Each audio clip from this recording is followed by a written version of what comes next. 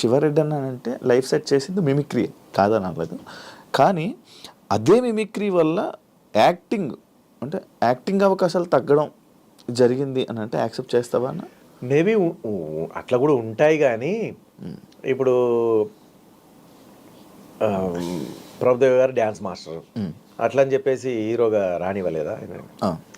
ఆర్పి పట్నాయక్ గారు ఉన్నారు, ఆయనను హీరోగా రాణించారు. మనం మ్యూజిక్ డైరెక్టర్ అని చెప్పేసి మ్యూజిక్ డైరెక్టర్ పక్క పెట్టలే కదా. ఆ లెక్కను తీసుకుంటే బ్రహ్మానందం గారు కూడా మిమిక్రీ ఆర్టిస్టే. సో ఆయన బ్రహ్మాండంగా వచ్చారు. జూనియర్ వేణుమాధవ్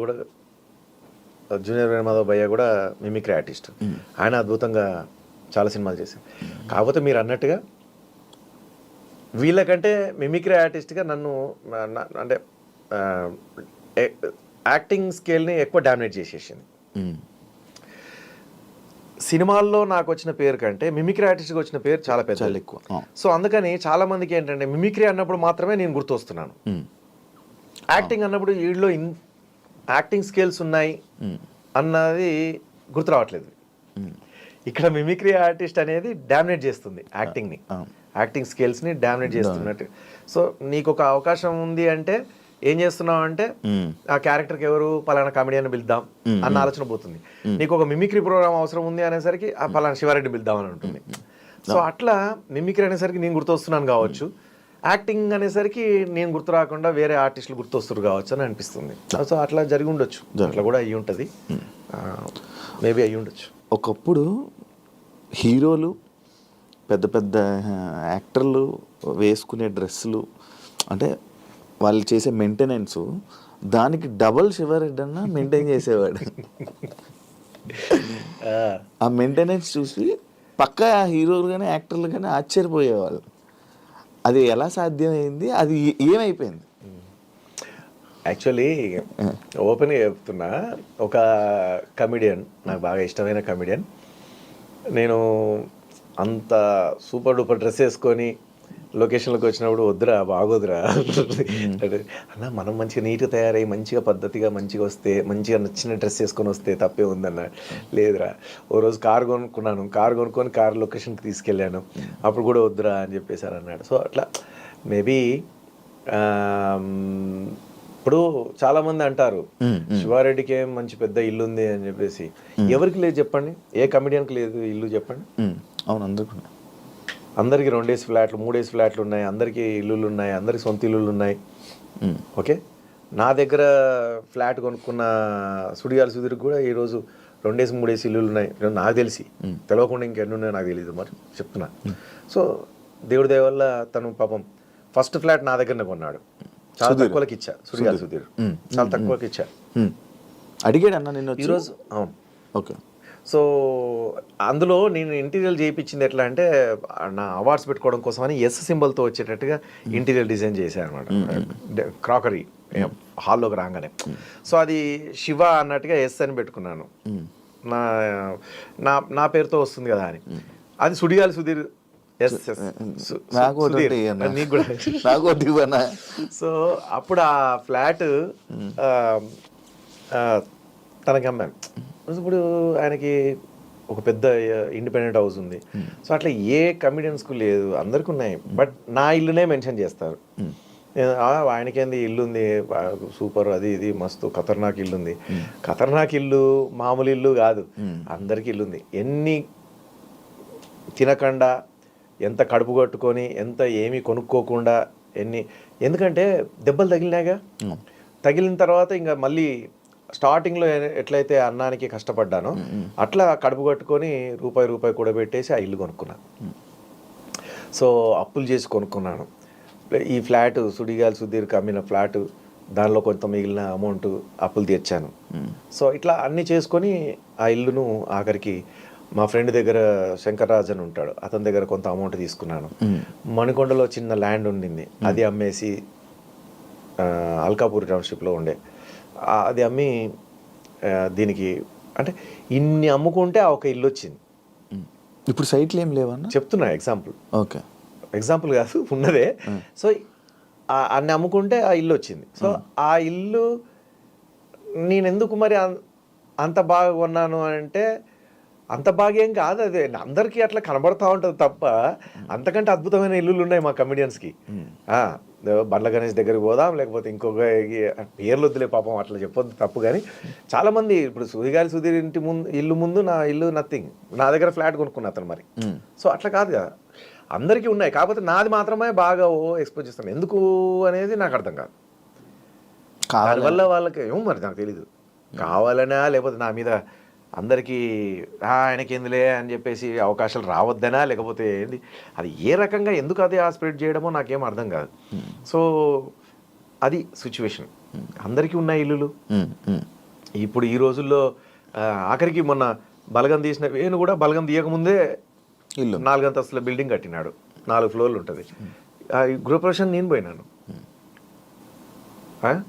మరి చూడండి, అంటే ఒక చిత్రం శ్రీను అనే అతని దగ్గర అసిస్టెంట్గా పనిచేసినటువంటి వేణు అతను ఈరోజు 4 అంతస్తుల బిల్డింగ్ ఉన్నాడు.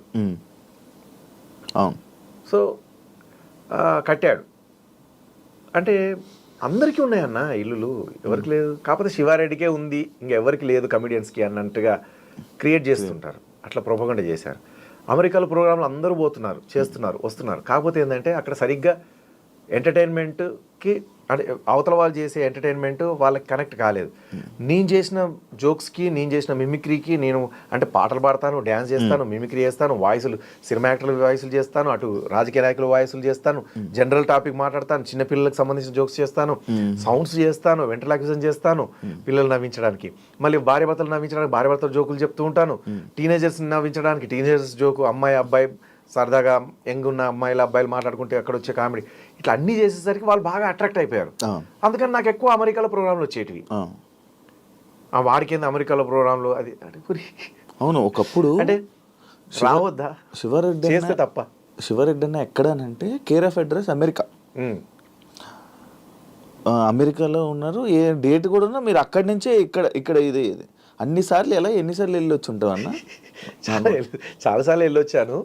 బట్ ఏంటంటే మనం పడే కష్టము, మన ప్రయత్నము, అంటే ఇప్పుడు అన్న ఏదైనా సరే మీరు ఒక ఇడ్లీ తయారు చేయాలంటే దానికి పిండి నానబెట్టాలి, అందులో 2 రకాల పప్పు దినుసులు మిక్స్ చేయాలి, మళ్ళీ దాన్ని మిక్సీ పట్టాలి, నానబెట్టి మళ్ళీ తెల్లారి దాన్ని స్టవ్ మీద పెట్టి గిన్నెలు పెట్టేసి ఆ ఇడ్లీని దాంట్లో పోసి దాన్ని ఆవిరితో ఉడికించి అది తీస్తే ఇన్ని చేస్తే కానీ ఆ ఇడ్లీ తయారు కాదు.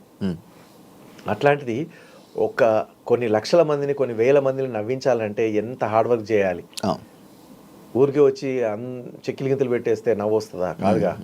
ఏదో వచ్చి ముచ్చట చెప్పేస్తే నవ్వు వచ్చేస్తుందా మీకు? కాదుగా. 100 జోకులు చెప్తే 100 జోకులలో 50-60 సక్సెస్ అయినా చాలా గ్రేట్ అన్నట్టు. కానీ నేను అట్లా కాదు, 100 జోకుల్లో 100 జోకులు సక్సెసే కావాలి, 100 జోకులకి నవ్వాలి, ఒక్క వర్డ్ కూడా వేస్ట్ కావద్దు నాది స్టేజ్ మీద. ఒక్క మాట, ఒక జోకు 10 జోకులు చెప్పాను అంటే 10 జోకుల్లో ఆ 10వ జోకు కూడా అందరూ ఎంజాయ్ చేయాలి. ఒకటి అట్లా వేసేద్దాంలే, నవ్వుతే నవ్విరారు లేకపోతే లేదు అనే టైపు కాదు నా వ్యక్తిత్వం. సో అంత కష్టపడి చేస్తే ఆ పొజిషన్ వచ్చింది. అన్నిసార్లు వాళ్ళు పిలిచారు బయట దేశాలకి. సో అట్లా నేను అక్కడ చేసుకున్నాను.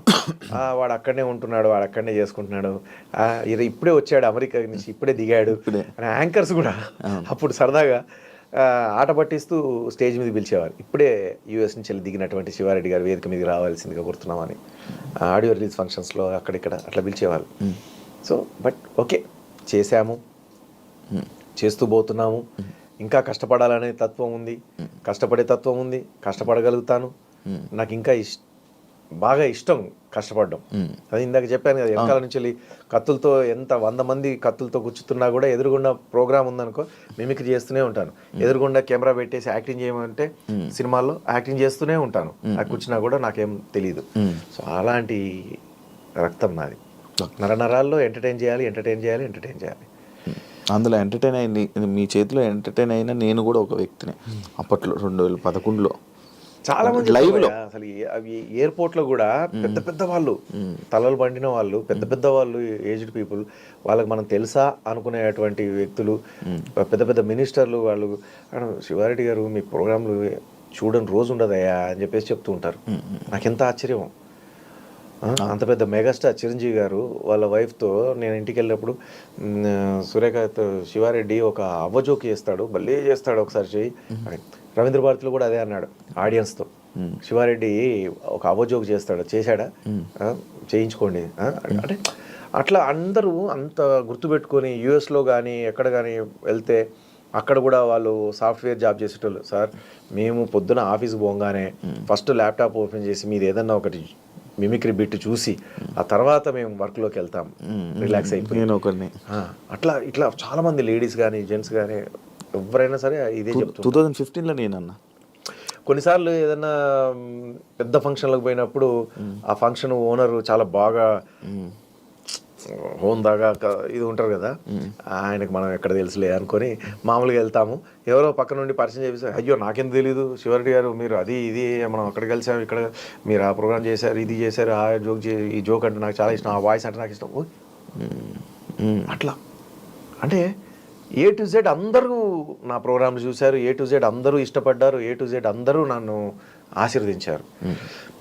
సో ఒక్కొక్కసారి బాగా డిప్రెషన్లోకి వెళ్ళినప్పుడు, సినిమాలు లేవు కదా లేదా ప్రోగ్రామ్స్ లేవు కదా అన్న డిప్రెషన్లోకి వెళ్ళినప్పుడు ఇవన్నీ గుర్తు తెచ్చుకున్నప్పుడు చాలే, ఇంతమంది ఆశీర్వదించారు, ఇంతమంది ఇంత ఎంకరేజ్ చేశారు, ఇంతమంది ఈ మాటలు చెప్తున్నారు, ఈ జాలిగా ఇంకా లైఫ్కి